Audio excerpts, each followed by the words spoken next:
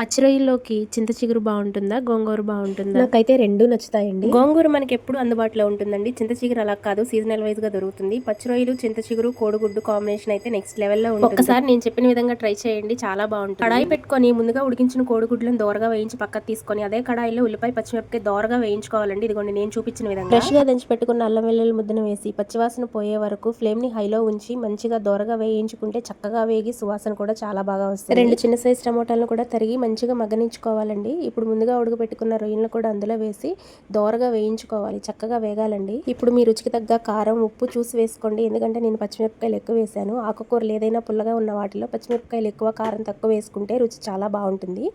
ముందుగా చూపించిన చింతాకుని ఈనెలు గట్ట ఏమన్నా ఉంటే తీసేసి ఇలా మెత్తగా మెదుపుకొని రొయ్యల్లో వేసుకొని మంచిగా మగ్గనివ్వాలండి. ఇదిగోండి ఈ విధంగా మగ్గిపోవాలి.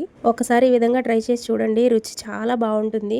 మనం ముందుగా వేయించి పెట్టుకున్న కోడిగుడ్లను కూడా ఇందులో వేసి చక్కగా మగ్గనిచ్చిన తర్వాత ఒక గ్లాసు నీళ్లు పోయాలండి.